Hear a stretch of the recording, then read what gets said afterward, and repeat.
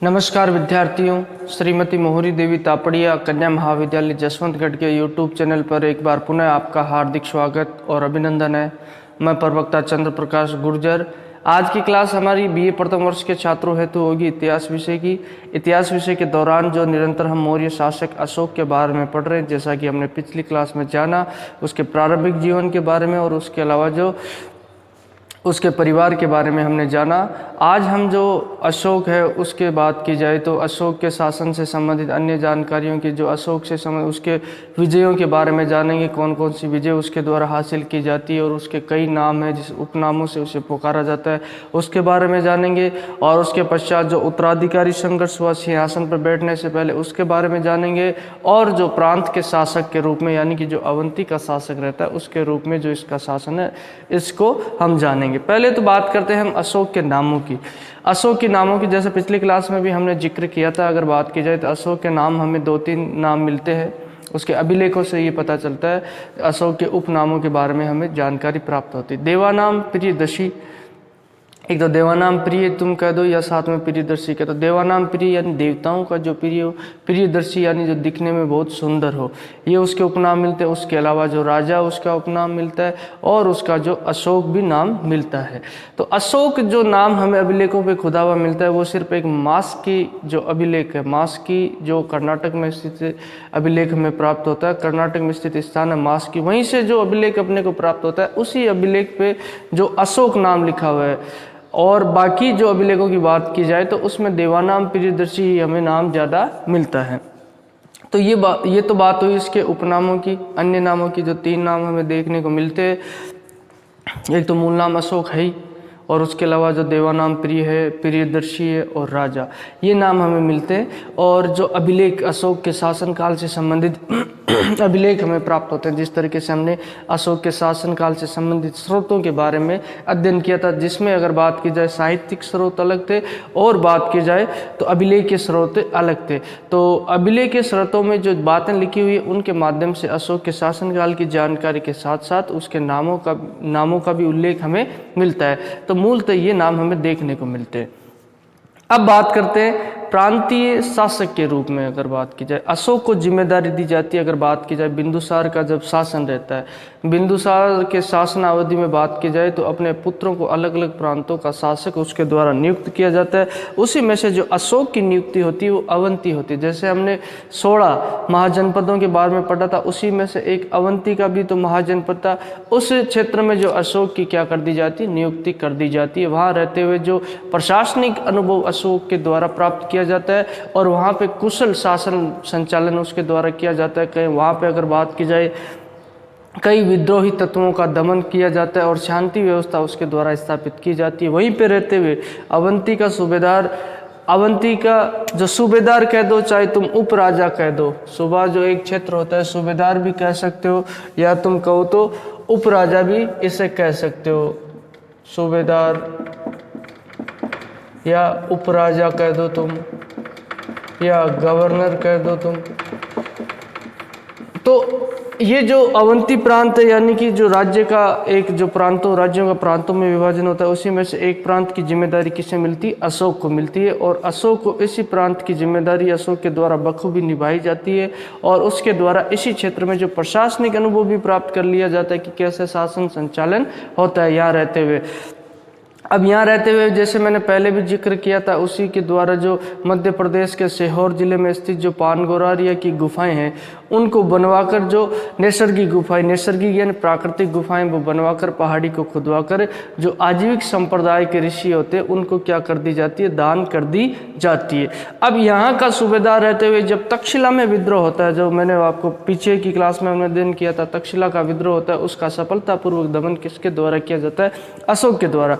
तक्षशिला के विद्रोह की अगर बात की जाए, उसके कारणों का जिक्र हमने पहले भी किया था। अगर बात की जाए तो वहाँ की जनता के द्वारा भ्रष्ट अधिकारियों के विरुद्ध जो क्या किया गया था, विद्रोह किया गया था, न कि राजा के प्रति। वहाँ जो अधिकारियों के द्वारा जो भ्रष्टाचार किया जाता, उससे त्रस्त होकर जनता के द्वारा क्या कर दिया गया, विद्रोह कर दिया गया। तक्षशिला में 2 बार विद्रोह होता है। अगर बात की जाए तो पहला विद्रोह अशोक और सुसीम के द्वारा, सुसीम जिसे सुमन भी कहते हैं, ये बिंदुसार का सबसे बड़ा पुत्र होता है, और अशोक इन दोनों के द्वारा जो तक्षशिला का विद्रोह दबाया जाता है, लेकिन कुछ समय पश्चात जो दूसरी बार भी जो क्या हो जाता है, तक्षशिला का विद्रोह हो जाता है। उस तक्षशिला का विद्रोह दबाने के लिए किसे भेजा जाता है, सुसीम को भेजा जाता है, लेकिन सुसीम को उसमें क्या नहीं मिलती, सफलता नहीं मिलती है। तब अशोक को भेजा जाता है और अशोक के द्वारा सफलतापूर्वक उस विद्रोह का क्या कर दिया जाता है, दमन कर दिया जाता है।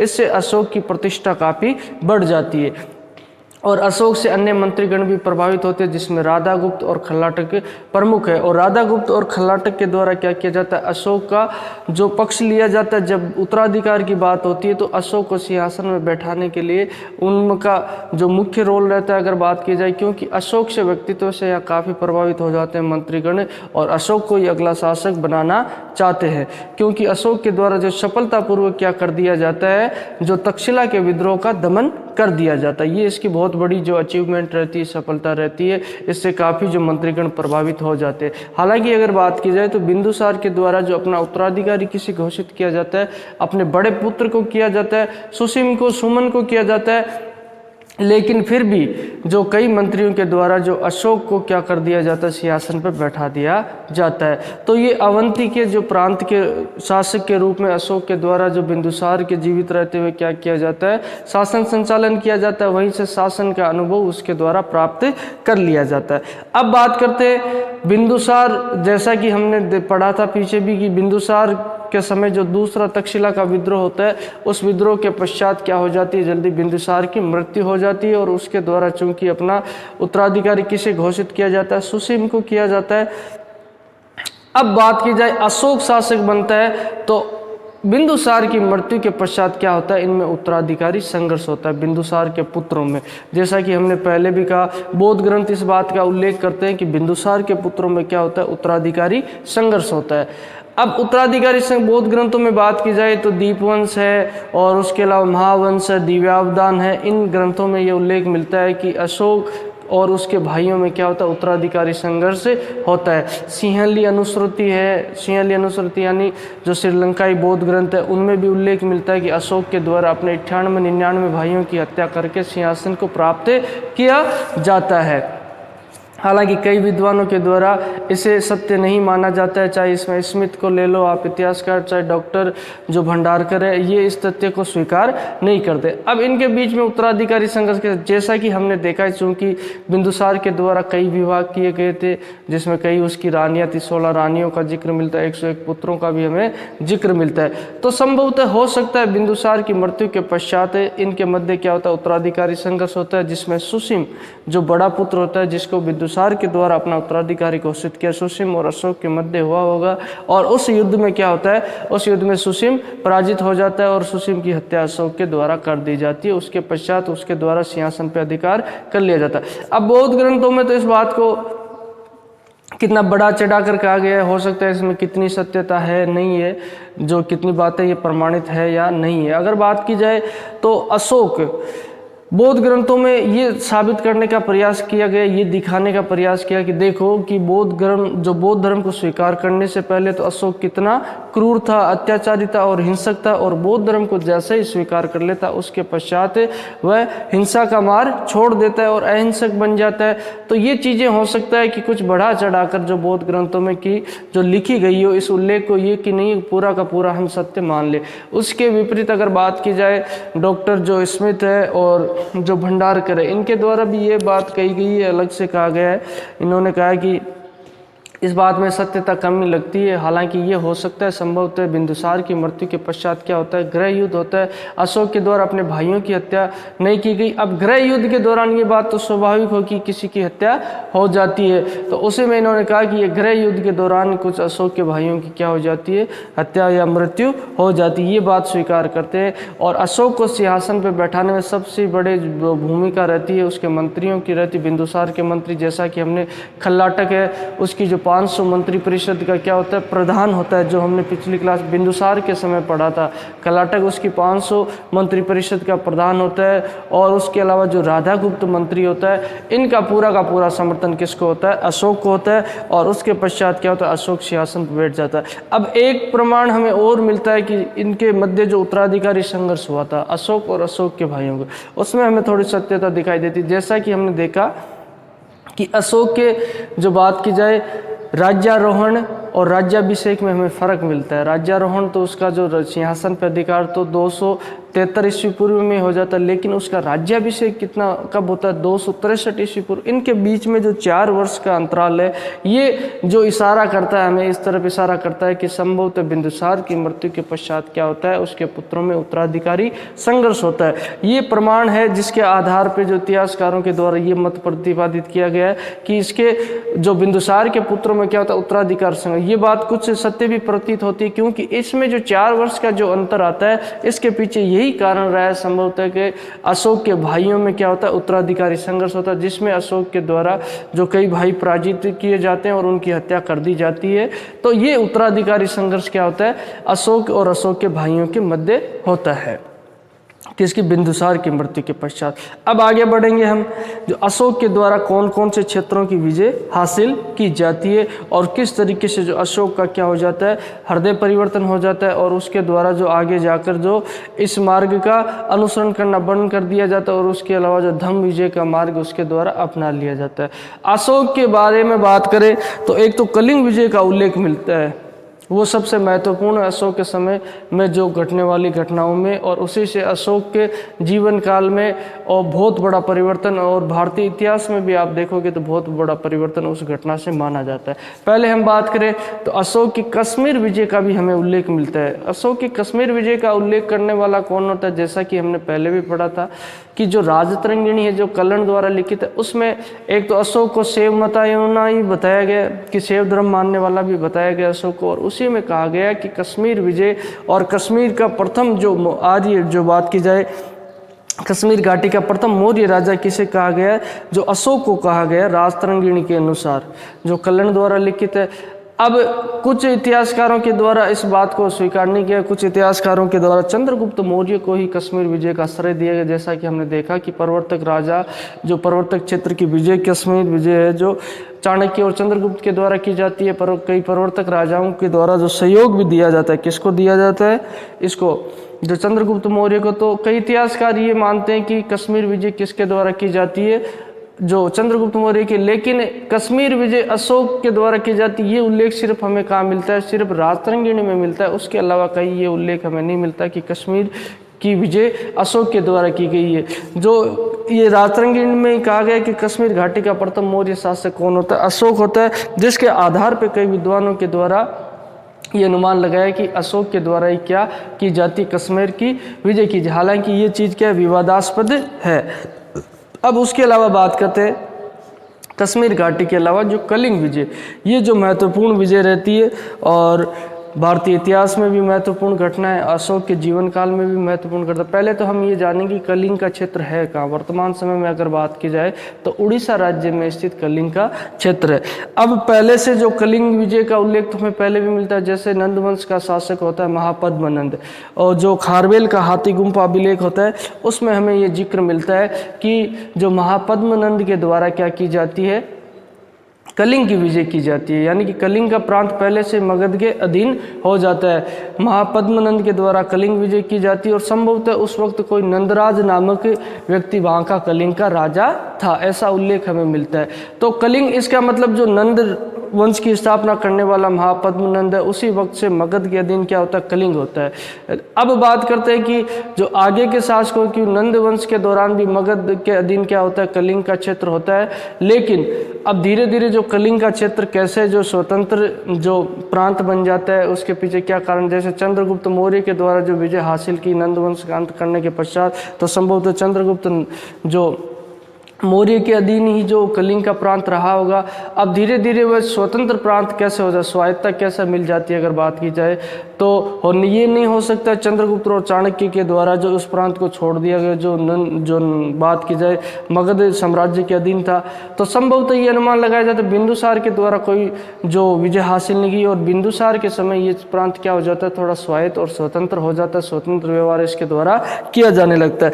जब अशोक शासक बनता है तब क्या जो संभवतः अनुमान लगाया जाता है कि कलिंग के शासक के द्वारा जो स्वायत्त और अपनी स्वतंत्रता की घोषणा की दी जाती है, और स्वायत्त जो व्यवहार उसके द्वारा किया जाने लगता है। तब अशोक के द्वारा कलिंग विजय का निश्चय किया जाता है। अब ये अशोक की कलिंग विजय कब की जाती है, इसके समय के बारे में अगर बात की जाए तो ये कहा जाता है कि राज्याभिषेक अपने शासन के 8वें वर्ष की जाती है। तो राज्याभिषेक उसका कब होता है, 269 ईस्वी पूर्व होता है, और सिंहासनारोहण राज्यारोहण तो 273 ईस्वी पूर्व हो जाता है।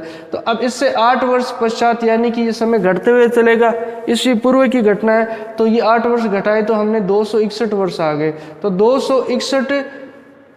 261 BC यानी कि ईस्वी पूर्व ये संभवतः कलिंग पे आक्रमण किसके द्वारा किया जाता है, अशोक के द्वारा किया जाता है। सम्राट अशोक के द्वारा कलिंग पे आक्रमण किया जाता है। अब ये महत्वपूर्ण आक्रमण रहता है। इस आक्रमण ये जो उल्लेख हमें कैसे पता चलता है, इसके बारे में जो कैसे पता चलता है, कलिंग पे आक्रमण अशोक के द्वारा किया गया है। तो अशोक का जो 8वां शिलालेख है, 13वां शिलालेख है, किसके माध्यम से हमें पता चलती है ये बात, 13वां शिलालेख है। इसके माध्यम से हमें ये बात पता चलती है कि अशोक के द्वारा अपने राज्याभिषेक के 8वें वर्ष में जो कलिंग पे आक्रमण किया गया, ये बात स्पष्ट रूप से कहाँ अंकित मिलती है, 13वें शिलालेख में हमें अंकित मिलती है। तो इससे पता चलता है कि कलिंग पे आक्रमण अशोक के द्वारा किया गया। अब ये जो भीषण नरसंहार इस आक्रमण के दौरान होता है, बहुत ही भयंकर युद्ध होता है, जिसमें कहा जाता है कि जो कलिंग के 1 लाख, इस युद्ध में जो 1 लाख व्यक्ति मारे जाते हैं और 1.5 लाख व्यक्तियों को क्या कर लिया जाता है, बंदी बना लिया जाता है। और इस भयंकर नरसंहार को देखते हुए अशोक, सम्राट अशोक का हृदय क्या हो जाता है, द्रवित हो जाता है, और यहीं से उसका हृदय भी परिवर्तन हो जाता है। अशोक के द्वारा ये निश्चय कर लिया जाता है कि जीवन में वो आगे जाकर कभी युद्ध नहीं करेंगे। यहाँ से उसका हृदय परिवर्तित हो जाता है। यहाँ बात की जाए तो 1 लाख लोग तो इस युद्ध में मारे जाते हैं, 1.5 लाख लोगों को बंदी बना लिया जाता है। अब इस कलिंग को जीतने के पश्चात उसके द्वारा क्या कर दिया जाता है, कलिंग में 2 प्रशासनिक केंद्र स्थापित कर दिए जाते हैं, एक तो तोसली, एक जौगढ़। तोसली तो उत्तरी कलिंग में जो प्रशासनिक क्षेत्र, यानी कि प्रशासनिक सुविधा के अनुसार जो उसके द्वारा जो कलिंग का 2 भागों में विभाजन करते हुए 2 केंद्र स्थापित कर दिए जाते हैं, एक तोसली, एक जौगढ़। ये उत्तरी कलिंग में स्थित होता है, ये दक्षिणी कलिंग में स्थित होता है। अब कलिंग पे जो नियंत्रण तो इसके द्वारा कर लिया जाता है, लेकिन उस घटना ने इसके हृदय को काफ़ी झकझोर दिया और इसके द्वारा जो जीवन में पुनः युद्ध नहीं करने का निर्णय ले लिया जाता है। अब बात की जाए तो इस युद्ध की भीषणता को देखकर अशोक का क्या हो जाता है, हृदय परिवर्तन हो जाता है, और इसके द्वारा जो शाक्य विजय के स्थान पे, ये शाक्य विजय किसे कहते हैं, जो शस्त्रों के आधार पर विजय हासिल की जाती है, यानी कि जंग के द्वारा, युद्ध के द्वारा जो विजय हासिल की जाती है, उस विजय के स्थान पर इसके द्वारा धम्म विजय का मार्ग अपना लिया जाता है। किसके द्वारा, अशोक के द्वारा। और ये जो भारतीय इतिहास की भी महत्वपूर्ण घटना रहती है और मौर्य वंश की भी महत्वपूर्ण घटना रहती है। कई इतिहासकारों के द्वारा जो अशोक की खुले हृदय से सराहना भी की गई, कई इतिहासकारों के द्वारा अशोक की इस नीति की आलोचना भी की जाती है। और मुख्यतः अशोक के शासनकाल को सुशोभित करने वाली उसकी धर्म नीति ही मानी जाती है, जो उसके द्वारा वैचारिक जीत का जो निश्चय उसके द्वारा किया जाए, लोगों पे ऊपर जो शस्त्रों की बजाय विचारों से जीत हासिल करने का जो प्रयास उसके द्वारा किया जाता है, और इस नीति का अनुसरण उसके द्वारा किया जाता है। और ये जो शाक्य विजय के स्थान पर धम्म विजय का मार्ग उसके द्वारा अपना लिया जाता है। यहीं पे जो हेमराय चौधरी के द्वारा स्टेटमेंट दिया जाता है, उनके द्वारा कहा जाता है कि जो बिंबिसार हर्यक वंश का शासक था, जो उसके द्वारा जो अंग विजय से जो मगध साम्राज्य के विस्तार की शुरुआत हुई थी, दिग्विजय की शुरुआत हुई थी, वो अशोक के द्वारा जो कलिंग विजय करने के पश्चात क्या हो जाती है, रुक जाती है, यानी कि समाप्त हो जाती है। दिग्विजय की नीति की अगर बात की जाए, साम्राज्य विस्तार की नीति जो मगध के द्वारा शुरू की गई थी, वो जो बिंबिसार से लेकर जो बिंबिसार के अंग विजय से शुरू होकर कहाँ तक चलती है, अशोक के कलिंग विजय तक चलती है, और उसके पश्चात क्या हो जाती है, समाप्त हो जाती है। अब इसकी जगह जो आध्यात्मिक और धम्म विजय का युग प्रारंभ हो जाता है। ये हेमराय चौधरी के द्वारा कहा गया है।